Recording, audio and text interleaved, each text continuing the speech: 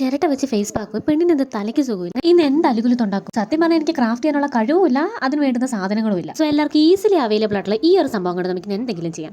Craft ചെയ്യണോ? വേണ്ട. ഒന്നാമത്തെ കാര്യം മെനക്കെട്, രണ്ടാമത്തെ കാര്യം ഞാനത് എന്തായാലും പകുതി വഴിക്ക് കളഞ്ഞിട്ടോ. സോ നമുക്ക് ഡിഫറൻ്റ് ആയിട്ട് ചിരട്ട വെച്ചൊരു ഫേസ് പാക്ക് ചെയ്യാം. ചിരട്ട വെച്ച് ഫേസ് പാക്ക് പെണ്ണിന് എന്ത് തലയ്ക്ക് സുഖമില്ല. അങ്ങനെ വിചാരിക്കേണ്ട. ഈ ചിരട്ട ഫേസ് പാക്ക് അത്യാവശ്യം ട്രെൻഡിങ് ആണ്. ഫസ്റ്റ് ഓഫ് ഓൾ ഒരു ചിരട്ട എടുക്കുക, ഇതുപോലെ കത്തിച്ച് നല്ല രീതിയിൽ ചാരമാക്കി എടുക്കുക. വെളുത്തിട്ട് പാറിയില്ലെങ്കിലും അത്യാവശ്യം നല്ല രീതിയിൽ ടാൻ റിമൂവ് ചെയ്യുമെന്നാണ് പറയുന്നത്. എന്തായാലും നോക്കാം. പൊടിച്ച ചിരട്ടയിലോട്ട് 2 സ്പൂൺ പയറുപൊടി, 2 സ്പൂൺ കട്ടത്തരി, ഇത് ഇത്രയും ചേർത്ത് മിക്സിയിൽ നന്നായിട്ട് അരച്ചെടുക്കുക.